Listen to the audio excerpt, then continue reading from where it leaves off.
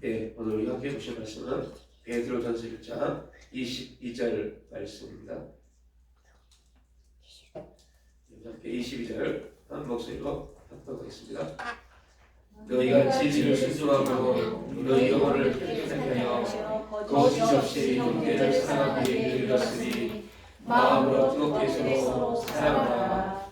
아멘. 예, 오늘 베드로전서 1장 22절 말씀을 듣고요. 진리에 순종하여 라는 제목으로 함께 말씀을 나누겠습니다. 역사 속에서 살펴보면 우리가 많은 알고 있는 철학자들, 유명한 철학자들, 철학이 학문이 깊어지고 학문이 발달되어지는 가장 기본에는 과연 인간의 영혼, 우리 안에 우리가 말하는 철학자지만 마음, 이 마음이 무엇인가를 끊임없이 알려고 노력을 했습니다. 과연 우리 안에 영혼이 있고 그 마음이 있다는데 그 마음이 뭘까? 이거를 연구하면서 학문이 계속 깊어져 왔어요. 영혼을 찾기 위해서 수많은 철학자들은 영혼이 도대체 무엇일까? 우리 안에 보여준 이 육체 말고 우리 안에 또 다른 우리가 생각하고 고민하고 갈등하는 또 다른 무엇인가 있는데 이게 무엇일까를 찾으면서 학문은 계속 발전되어 왔고 지금 우리가 경험하고 있고 듣고 있고 뭐 세상에서 유명하다는 철학자들, 교수들 그들의 학문의 기초는 출발은 영혼입니다. 영혼이 무엇일까? 우리가 죽으면 그것으로 끝날까? 아니면 또 다른 세계가 또 있을까? 이거에 대한 계속적인 연구가 결국은 학문을 굉장히 발달시켰습니다. 문제는 인간의 학문이 발달되면서 안타까운 것은 영혼을 찾기보다는 그냥 인간이 어떻게 하면 영혼이 하나님과 관계되어진 이것이 아니라 인간이 어떻게 하면 이 세상에서 조금 더 오래 살까에 모든 포커스가 맞춰져 버렸어요. 이게 인간 학문의 가장 큰 어떻게 보면 죄입니다. 죄.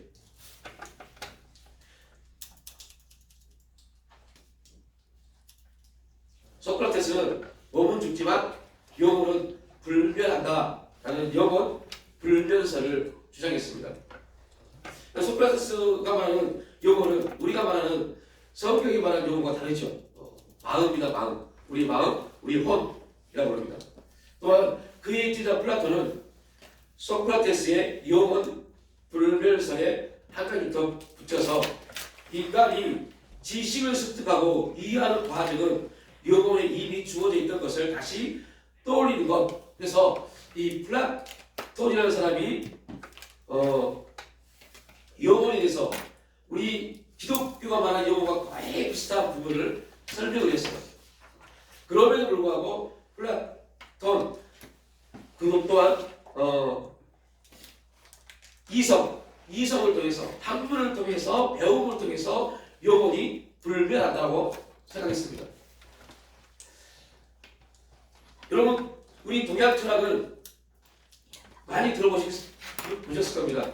중국이나 그런 또 가보면 기수련을 합니다. 또 우리나라는 뇌호흡, 단전호흡이라고 그러죠. 이러한 기를 통해서 영혼이 수련한다라고 가르칩니다. 이게 동양 철학입니다. 성경은 우리에게 정확하게 이렇게 말씀합니다. 여호와 하나님 땅의 흙으로 사람을 지으시고 생기를 그 코에 불어넣으시니 사람이 생명이 되었다라고 말합니다. 또한 바울은 평강의 하나님의 친히 너희를 온전히 거룩하게 하시고 또 너희 온 영과 혼과 몸이 우리 주 예수 그리스도에서 강림하실 때 흠없게 보존되기를 원한다라고 말합니다. 그래서 분명한 것은 인간 철학도 마찬가지고 성경도 마찬가지고 동일하게 영혼이라는 존재를 말합니다. 그러나 인간 철학에서 말하는 영혼과 성경이 말하는 영혼은 완전히 다른 의미를 가지고 있죠.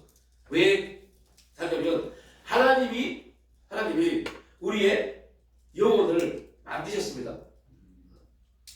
우리 육체와 영혼을 하나님이 만드셨습니다. 그러나 세상의 학문은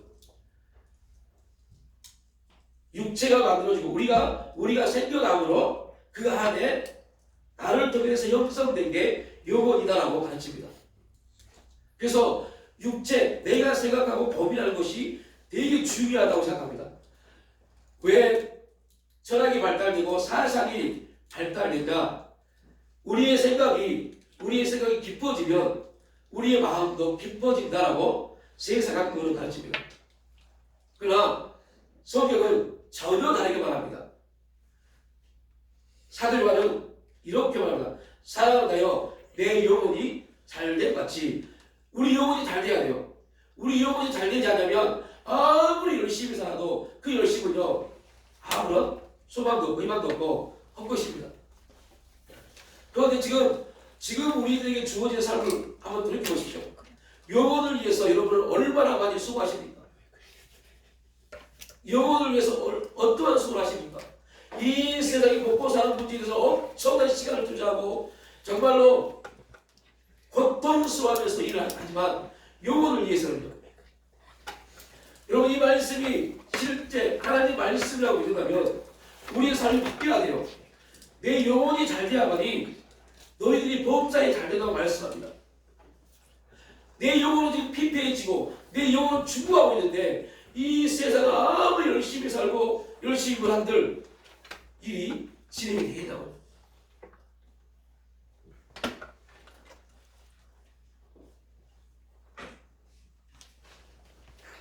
예수님은 더 무서운 말씀을 하십니다. 몸은 죽여도 영혼은 능히 죽이지 못하는 자들을 두려워하지 말고, 몸은 죽여도 영혼은 능히 죽이지 못하는 자를 두려워하지 말고 오직 몸과 영혼을 능히 지옥에 멸하실 수 있는 일을 두려워하라고 했습니다. 우리가 지금 두려워하는 게 뭡니까? 여러분 우리가 이 세상을 살아가면서 두려워하는 게 뭔지 아세요? 먹고 사는 문제예요. 내 노후 대책이요. 이거 두려워하지 말라는 겁니다. 그런데 우리는 이게 두려운 겁니다. 이것 때문에 하나님 앞에 두려워할 시간을 다 뺏겨버립니다.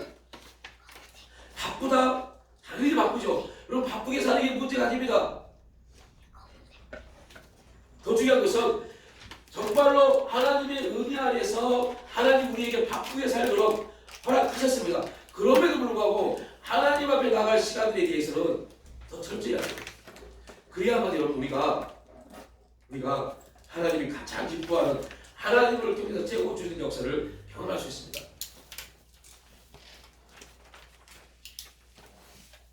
오늘 베드로는 그 영혼을 위해서 영혼이 잘 되는 게 무엇이냐? 우리 영혼이 잘 돼야만이 범사가 잘 되는데 영혼이 잘 되는 게 무엇이냐에 대해서 오늘 이렇게 말합니다. 너희가 진리를 순종함으로 너희 영혼을 깨끗하게 하여. 진리를 순종함으로. 킹 제임스 버전에서는요 이렇게 구원합니다. 너희가 성령을 통하여 진리에 순종함으로 너희 영혼을 정결케 해라. 성령을 통하여 진리에 순종함으로. 이 말이 무슨 말이에요? 쉽게 말하면 성령의 지도와 인도를 받아라. 더 쉽게 말하면 성령님께 물어라. 성령님 어떻게 할까요? 성령님 어떻게 할까요? 오늘 나는 이렇게 해가고 싶고 이런 삶을 살고 싶은데 성령님 어떻게 하는 것이 내 영혼을 깨끗하게 하는 것이고 하나님을 기쁘게 하시는 겁니까? 이렇게 물으면서 행할 때요 그건 우리의 노력으로 조금은 삶이 유득되게 될 수 있습니다. 행복이요, 관계요, 여러분 부부간의 관계요, 부부와 자녀의 관계요, 행복한 삶을 살고 싶죠. 여러분 아무리 노력하셔도 되지 않습니다. 부부가 행복한 삶을 살려고 아무리 좋은 관계를 맺으려고 아무리 노력해도요 안 된다니까요. 될 수 있는 방법은 딱 가집니다. 먼저 하나님과 우리 관계가 잘 돼야 돼요. 하나님과 우리 관계가 잘 되어지면 사람과의 관계는요 하나님으로부터 해결되어집니다. 하나님의 관계가 잘 되지 않는데 아무리 사람과 관계를 잘 하려고 노력한들 그 노력이 그 사람에게요 또 허망함으로 다가와요. 이렇게 노력했는데, 이렇게 잘 살아보려고, 좋은 관계 맺어보려고 노력했는데 돌아온 것은 허망합니다.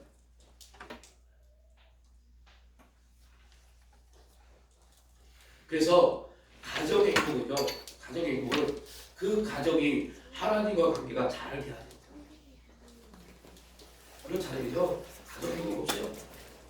교회도 마찬가지입니다. 교회의 부이요, 사람이 많이 모으는 게 부이 아닙니다. 마지막 날 하나님은 별과 책망받고 칭찬받는 기준은요, 사람의 기준이 아닙니다. 하나님의 사명을 감당했느냐 못했느냐의 기준입니다.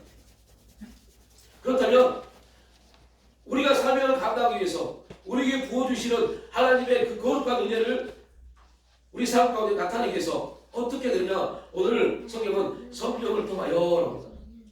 성령을 통하여서 성령과 함께하지 않으면 우리는 우리 영혼이 깨끗해질 수 없습니다. 그래서 이방 종교도요, 이방 종교도 어떻게 하면 거룩한 삶을 살기 위해서 노력합니다. 제가 고등학교 때 들어보셨을 겁니다. 엄불교라는 거. 엄불교 학생회장을 했습니다. 거기서 이걸 가르쳐요. 많이 들어보셨죠? 죄를 지은 만큼 선을 행하면 너희 삶이 온 안에 있기 때문에 죄를 지은 만큼 선을 행하면 너희는 깨끗해진다. 이게 엄불교의 법칙입니다. 원리입니다. 세상은 그렇게 돌아갑니다. 그래서요, 죄를 행한 만큼 좋은 일을 많이 하면 깨끗해진다고, 거룩해진다고 착각합니다. 성경은 전혀 그렇게 말씀하지 않습니다. 우리가 아무리 선을 많이 해도 우리는 죄인입니다. 예수 그리스도를 통해서 거듭나지 않으면, 그의 보혈을 통하여서 우리가 거룩해지지 않으면 아무리 선을 행해도 죄인입니다. 깨끗해질 수 없습니다. 좋은 일 많이 하는 거, 선을 행하는 거, 이거는요, 예수 믿지 않은 사람도 얼마든지 많이 합니다. 그런데 하나님이 그들에게 너 좋은 일 많이 했으니까 너 구원해 줄게. 아닙니다. 약간 모순 같지만 모순입니다. 이 세상의 삶의 원리와 하나님의 법칙이 약간 모순된 점이 있어요. 그게 뭐냐? 너 죄인이었고 네가 극각 무도한 죄를 졌을지라도 네가 예수 믿으면 너는 뭐예요? 구원받아요. 이렇게 말합니다. 세상은요, 그런 극악 무도한 사람들은 구원받을 수 없다고 말합니다. 근데 이 성경은 그렇지 않습니다. 왜요? 구원의 기준이 다르기 때문에. 분명한 것은 그러한 극악 무도한 행위를 했던 사람들이 예수를 믿고 하나님과 관계 회복되어지고 그 상대의 피해자에 대해서도 용서를 구해야 되죠. 이거는 예수 안에서 성령이 행할 때만이 감당되어지는 일입니다. 이러한 영적인 사실을 알지 못하겠다 보니까 세상 사람들은 좋은 일을 통해서 자신의 삶을 깨끗하고 거룩하게 하려고 부단히 애를 쓰고 노력합니다.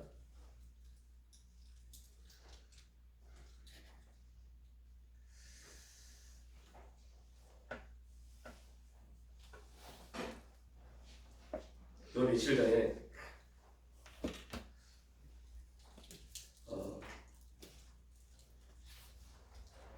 한 권사님에게 전화를 받았어요.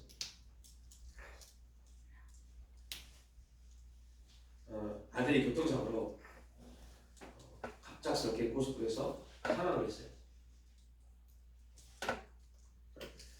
그 권사님이 전화를 해서 이렇게 말씀하셨어요. 목사님, 저희 아들 위해서 기도해 주세요.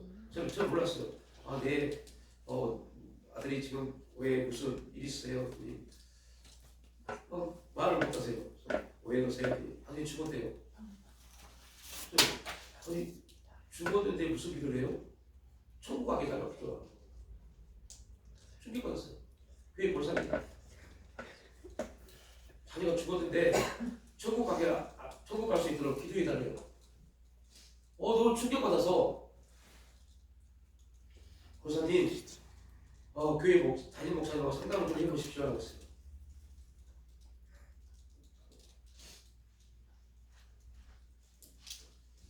교회장 물어봤어. 혹시 자녀 교회 다니셨어요? 교회 나가셨어요? 주일학교 때 어렸을 때 잠깐 교회 다니다가 중학교 때부터 가정이 문제가 있어서 방학 어릴 때 교회를 안 나갔대. 제일로 고민이 그겁니다. 주일학교 교회를 나갔다. 그때 고백이 있었을까? 그래서 그냥 그 권사님은 이름하는 기도를 하고 끊었어요. 그러면 우리가 자칫 잘못하면요, 이게 잘못된 교리이고 잘못된 우리 기독교와 전혀 다른 내용입니다. 그럼에도 불구하고 교회 권사님이라는 분이 그렇게 부탁을 합니다. 왜요? 진리를 모르니까요. 그러면서 그 권사님과 그 말을 듣고 하나 깨닫게 했어요. 깨닫는 게 아니라 이미 우리가 알고 있는 거죠. 살아있을 때 진짜 예수 잘 믿으십시오. 언제 어느 때 어느 순간에 가버릴지 모릅니다. 진짜 잘 믿어야 돼요. 그렇지 않으면 남겨진 사람들에게 고통이 됩니다. 천국에 갈 수 있을까 없을까에 대한 문제가 되어버립니다. 내 아내가, 내 남편이, 내 자녀들이 과연 천국에 갈 수 있을까? 이런 물음표를 남기면 안 되잖아요.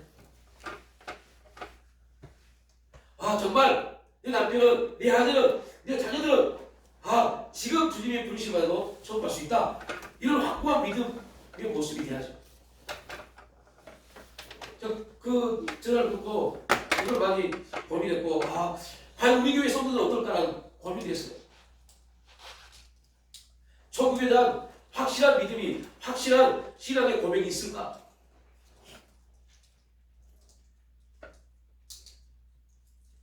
내가 있다고 해서 있는 게 아니잖아요. 저와 여러분이 저는 천국 갈 수 있습니다 라고 해서 천국 가는 게 아니잖아요. 진짜 하나님의 평가가 너는 천국 백성이다 라는 평가가 있는지 없는지 우리는 모릅니다. 근데 알 수 있는 방법 다 가집니다. 정말로 저와 여러분의 삶 가운데 하나님이 내 삶의 주인됨이 고백되어지느냐 아니냐를 보십시오. 우리가 항상 믿음의 권고와 역사를 나타내고 이게 아니라 정말로 내 삶의 온전한 주인이 하나님이십니다. 이 고백이 진짜 나오는지 안 나오는지 보십시오. 그 고백이 있다면 우리는 천국 백성입니다.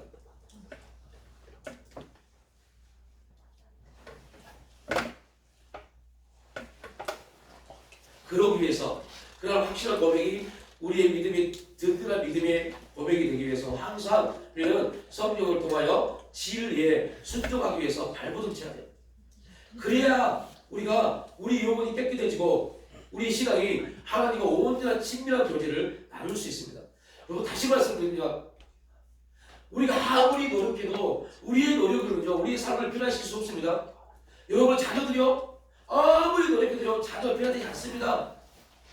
아무리 좋은 관계 맺으려고 같이 놀러 다니고 이야기하고 아니요. 진짜 자녀들 변화, 남편의 변화, 아내의 변화, 우리 형제들의 변화가 이루어지기 위해서는요, 지금 우리가 하나님과 올바른 관계를 맺어야 돼요. 하나님과 올바른 관계가 맺어지면, 하나님이 나를 통해서 하나님과 내가 올바른 관계를 맺어지면 내가 너와의 관계가 얼마나 시작됩니다. 대의 관계는요, 내가 아무리 뭐를 잘한다고 되는 게 아닙니다. 대의 관계는 하나님의 은혜가 우리를 통해서 나타나줘야 돼요. 하나님의 은혜가 나타나지 않으면 우리의 모든 노력이 오히려 우리에게요, 허망함과 낙심과 절망으로 나옵니다. 내가 이렇게 열심히 해줬는데 그걸 뭐야 도대체 이해하지도 못하고 이렇게 돼버립니다. 그러나 하나님의 은혜 안에서 우리가 사랑이 나가면, 관계가 이루어지면요, 그건 내가 이렇게 했기 때문에가 나오지 않습니다. 내가 너를 통해서 이렇게 할 수 있음이 감사가 되어집니다. 그러한 내가 축복합니다. 그를 바뀝니다. 내가 비록 부족하고 연약하고 가진 거 없지만 그래도 내가 너에게 이렇게 할 수 있도록 하나님이 은혜 주심 너무 감사하다. 저도 이 사실을 깨닫는 게 불과 3개월 전입니다.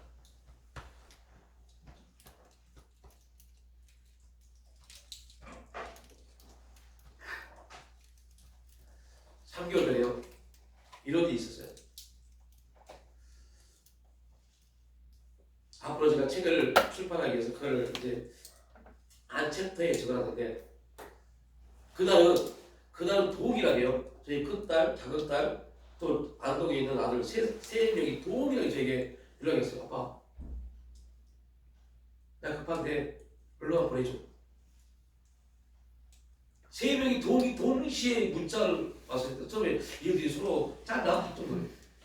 근데 제 통장에는요, 어디가 360원밖에 없어요. 도저히 버릴 수가 없어요. 와, 정말 어떻게 되지? 이들 급하니까 저에게 문자가 있을 거고 어떻게 할 수가 없어요. 그래서 그 순간 항상 하면서 물어보고 기도사님, 지금 딱 몇만 원 어떻게 필요합니다. 어떻게 해요? 아니,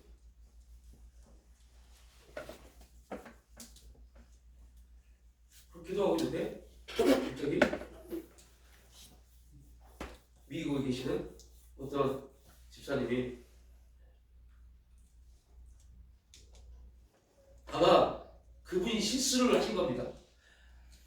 다른 사람에게 돈을 입금하려고 하다가 모르고 저에게 요즘은 번호 핸드폰에 번호 뜨면 그 토스 같은 거 그리고 제 번호를 누르는 것 같아요.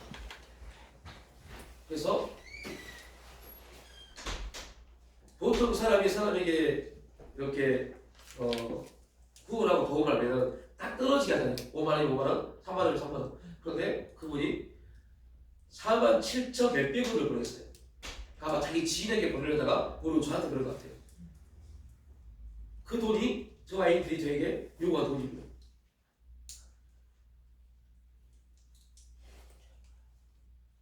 그리고 저를 아이들에게 보내주고 이렇게 기도했어요. 하나님이 저에게 이런 기도를 시켰어요. 야, 이렇게 할 수 있음에 감사해라. 할 수 있음에 감사하라. 제 기도가 완전히 바뀌어진 원리였어요. 아, 야, 지금 내 사정이 이런 데가 아니라 할 수 있음에 감사하라 해할 때 그 감사가 아무것도 아닌 것 같은데 그들을 바뀐 겁니다. 왜요? 내가 뭐 했을까 하는 거 내가 회복됐으니까.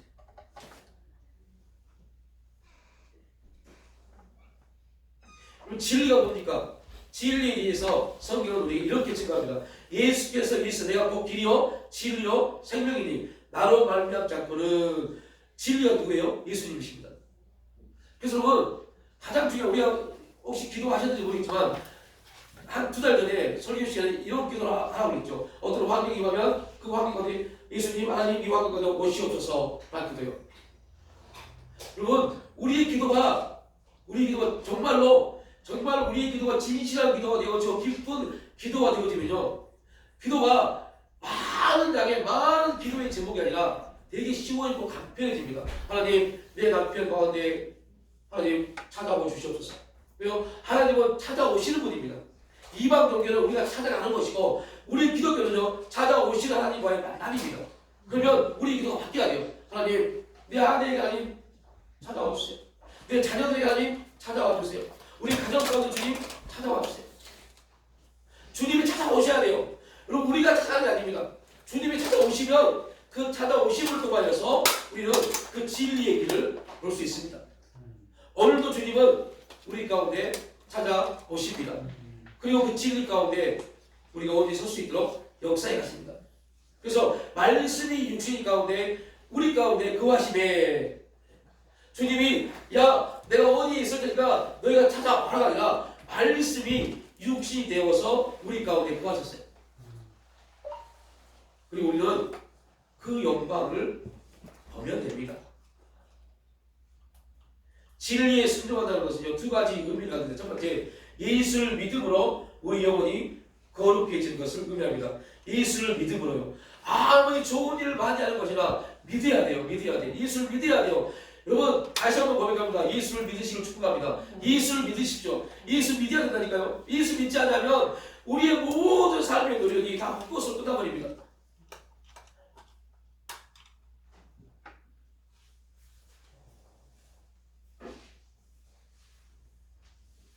아담이 범죄했습니다.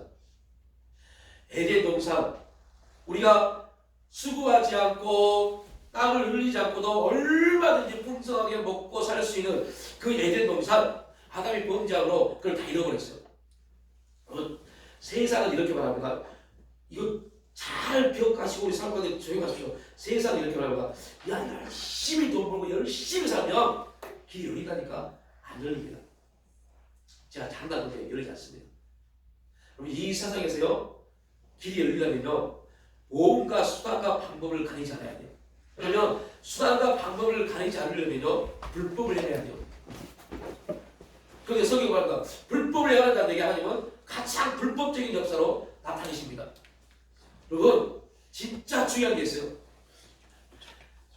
세상에 아담과 하와가 범죄함으로 이제 하나님 말씀입니다. 네가 땀을 흘려야만이 먹고 살 수 있는데 그런데 말이야 땀을 흘려도 너는 먹고 살 수 없어. 이로 따가집니다. 왜요? 너희가 땀을 흘려서 열심히 씨를 뿌리고 열심히 개간해도 거기에는 엉겅퀴가 있어서 다 말라 죽어버려.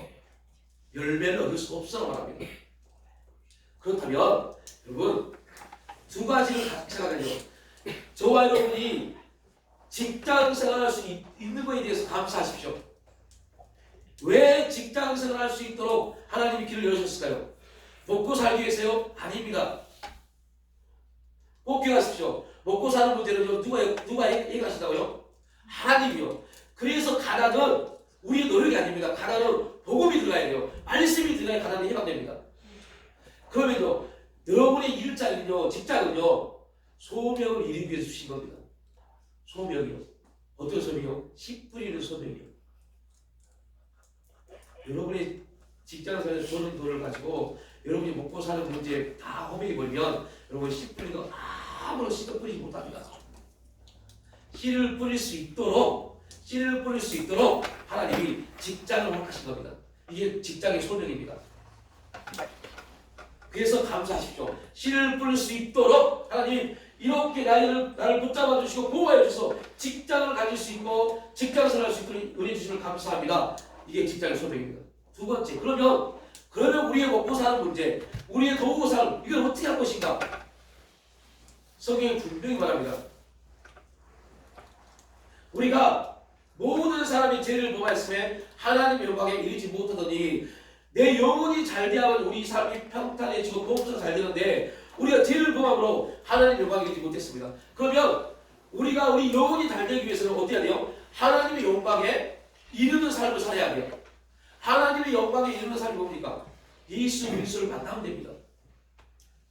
그래서 마태복음 6장에서는 야 너희들 무엇을 먹을까 무엇을 입을까 걱정하지 말라니까 너희들이 고민할 것은 입고 먹고 마시는 문제가 아니야. 너희들이 고민할 것은 그의 나라와 그의 의를 구하는 거야.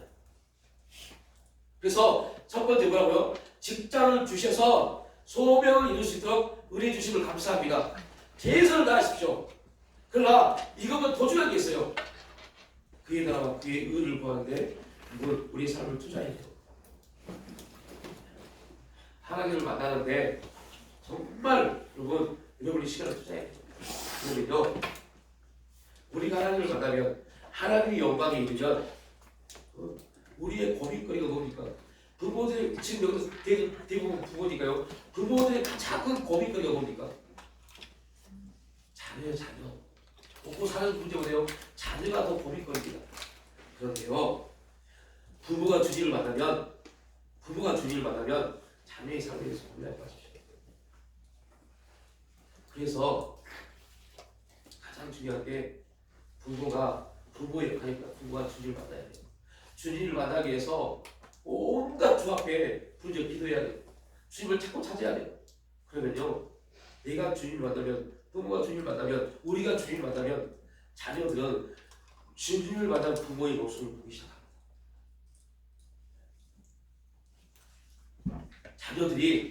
자녀들이 부모를 통해서 누구를 만나요? 하나님을 만납니다. 그러한 우리가 좀 축복합니다. 말씀에 순종함으로 우리는 거룩한 삶을 살 수 있습니다. 말씀에 순종하는 것 되게 쉬워요. 말씀이 여러분 우리 기독교가 왜 어렵냐면요. 말씀에 순종하십시오. 우리 제목도 진리에 순종하라.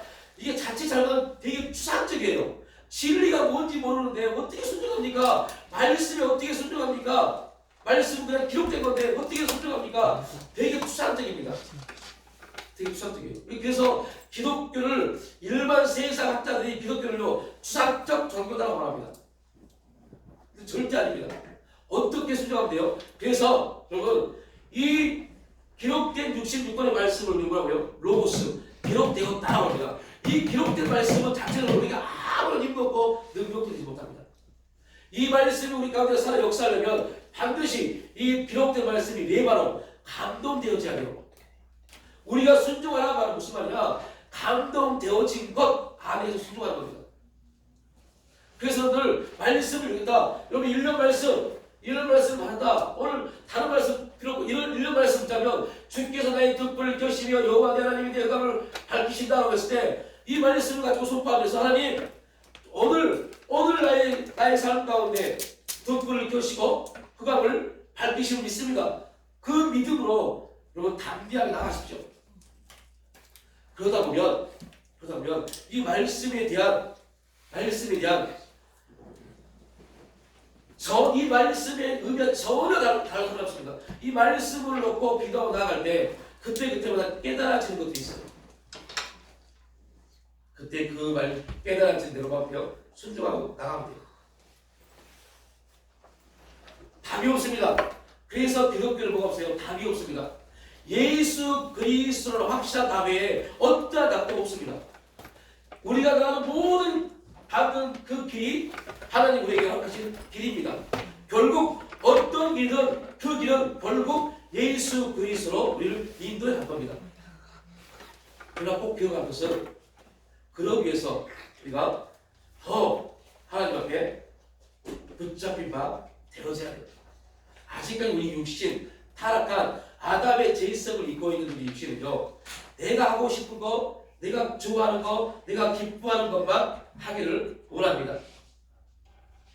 그러나 우리가 주 앞에 붙잡힌 바 되어지면요, 철저하게 주님을 의지할 수 있습니다.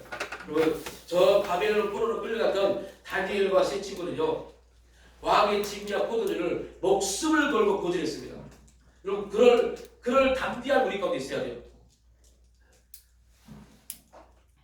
목숨을 걸고 거절했습니다. 자기를 뭐하지 않고요? 더럽히지 않기 위해서.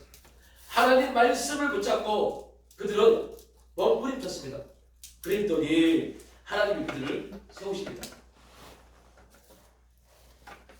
여러분, 하나님이 우리를 세우시면 그 어떠한 세력도 우리를 무너뜨릴 수 없습니다.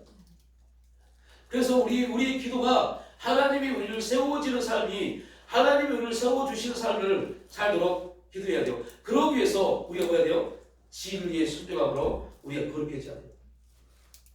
그러면 진리의 순종에서 거룩한 사람들은 어떠한 사람들인가? 오늘 본문은 거짓 없이 살아가라. 거짓 없이 살아가라. 이 거짓 없이 살아간다는 말이 무슨 말이에요? 이용하지 말라는 겁니다. 사람을 이용하지 말라. 사람은 어떤 관계예요? 사랑의 관계입니다.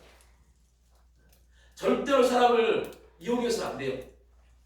거짓 있는 사람들은 사람을 이용해 먹습니다. 그러나 우리가 진리에 순종해서 우리 영혼이 거룩해진 하나님을 만난 사람들은 그 만남의 사랑을 그 사랑을 위해서 함께 사랑을 나눕니다. 그래서 예수님은 우리에게 새 계명을 너에게 주노니 서로 사랑하라 라고 말씀합니다.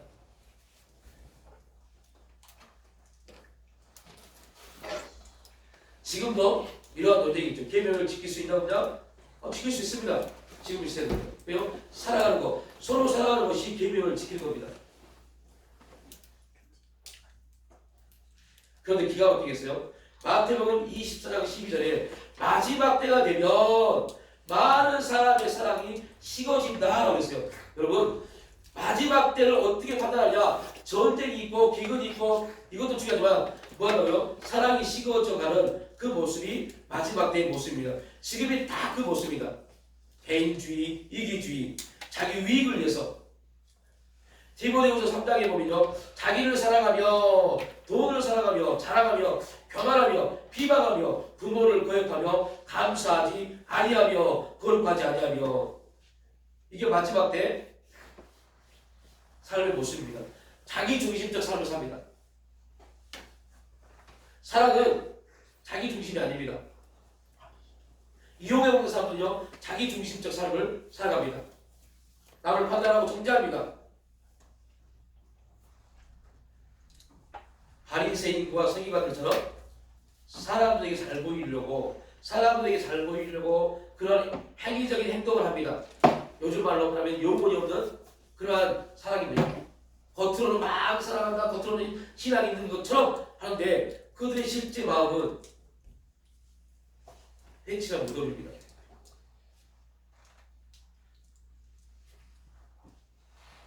자신들의 내면보다는 거칠에만 신경 쓰는 사람들,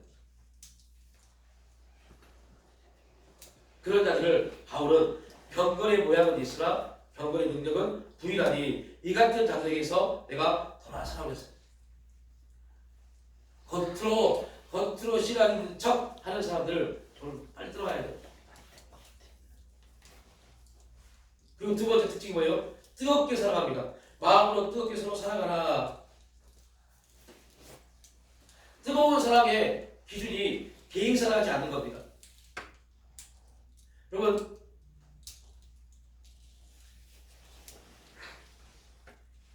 남편과 만나서 서로 사랑할 때 어떠한 일이 있냐면요, 자기 것을 사랑하는 사람에게 줄 때 아까워하지 않습니다.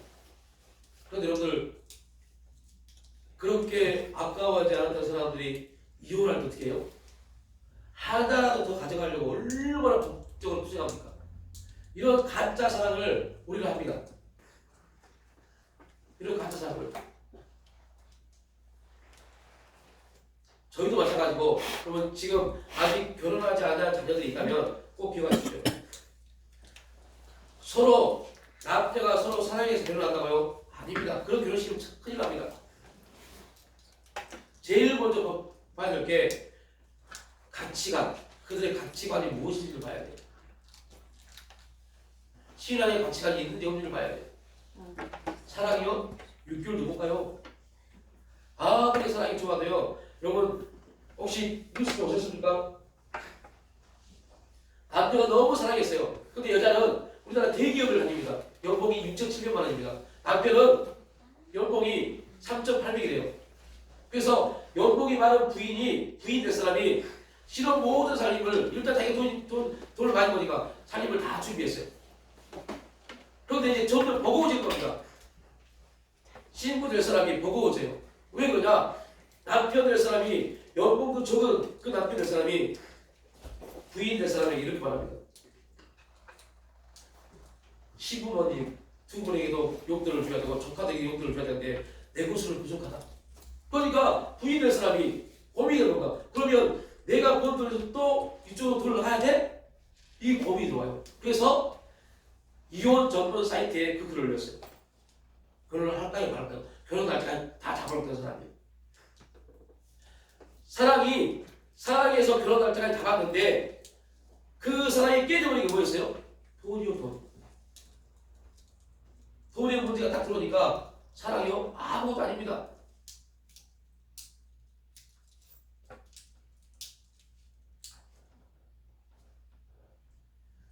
신앙 안에서, 우리가 신앙 안에서 이게 잘 잡아지면요, 돈의 문제가 아닙니다. 하나님의 문제입니다. 하나님 우리 가정을 세우셨다. 하나님 우리 가정 가운데 목적이 있다. 그러면 서로가 뭘 봐야 돼요? 하나님의 목적을 봐야 돼요. 부부가 하나님의 목적을 보고 가져가야 돼요.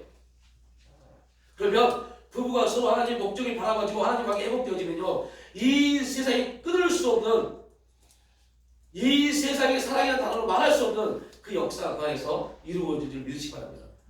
이게 진리입니다. 진리. 이 진리의 연결고리가 허락되어지면 사랑하지 마라 해도 진리 안에서 살아가게 되어 있습니다. 그 가정을 하나님이 얼마나 축복하실까요? 그 가정의 자녀들은 무엇을 보고 자랄까요? 여러분, 자녀들에게 부부가 열심히 일하고 일로 끝났다 이 삶을 보여주지 마십시오. 와, 우리 부모님들은 비록 가진 걸 많이 없고 비록 가난했지만 정말 하나님을 철저하게 믿고 의지했고 기도하였구나, 이걸 보여주시길 축복합니다. 그 자녀들을 고민하지 말아야 돼요. 그렇게 하면 자녀를 고민하지 마십시오.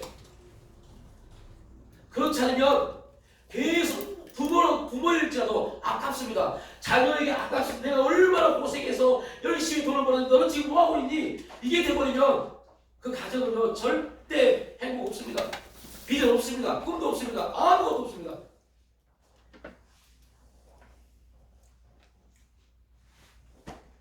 리차드 포스는 사랑에 대해서 이렇게 말했습니다.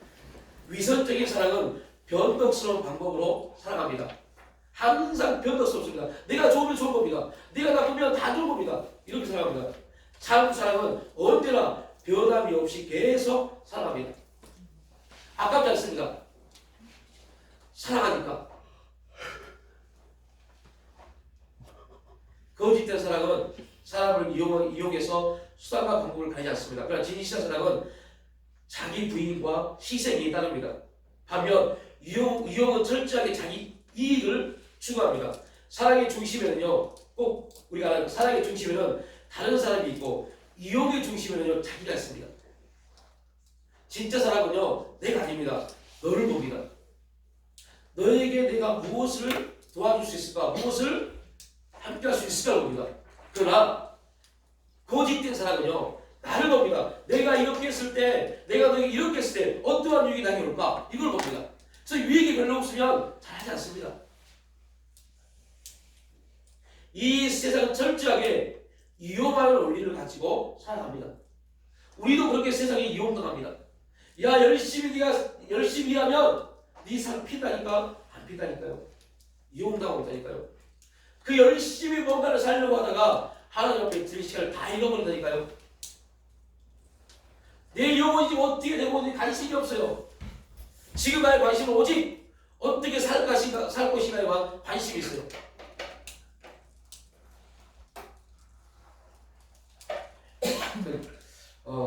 우리가 참 조심해야 될 부분이 같아요. 저도 마찬가지지만 참 조심해야 될 부분이 같아요. 성경은 거짓 없이 형제를 사랑하기에 이르렀다라고 말합니다. 마음을 뜨겁게 사랑하라는 말씀 이전에 먼저 말합니다. 너에게 사랑이 이르렀다. 사랑할 수 있게 되었다고 말합니다. 그럼 우리는 그 말씀을 믿으면 돼요. 사랑하려고 하는 게 아니라 사랑할 수 있도록 하나님 먼저 우리에게 역사하셨습니다. 바울은 말합니다. 소망이 우리를 부끄럽게 하지 아니함은 우리에게 주신 성령으로 말미암아 하나님의 사랑이 우리 마음에 부은 바 됨이니. 하나님의 사랑이 우리 마음에 부어졌어요. 여러분, 하나님을 믿는 사람들, 내가 성도이다 라는 증거는 하나님의 사랑이 우리 가운데 부은 바 되어졌습니다. 그 사랑은 계산하지 않습니다. 자기 위를 붙지 않습니다. 그리고 하나님의 뜻이라면 움직일 수 있는 담대함이 사랑 가운데 이루어집니다. 은사, 능력이 임하면 담대한 게 아니라 하나님의 사랑이 부은 바 되어지면 담대해집니다. 그 사랑이 저와 여러분의 삶을 주관할 수 있기를 주님의 이름으로 축복합니다. 이게 바로 진리에 순종하는 사람들이 나타나는 특징입니다. 하나님, 우리의 삶이 성령 안에서 진리에 순종함으로 정말 거짓 없는 사랑, 또한 하나님이 기뻐하시는 뜨겁게 내 이웃을 사랑하는 그러한 삶이 우리 가운데 이루어짐으로 인해서 하나님이 뜻하신 바가 온전히 우리 가정들 가운데, 교회들 가운데, 삶 가운데 가진 것이 있도록 축복하여 주시옵소서. 감사드릴 때 예수님의 이름으로 기도 올려옵니다.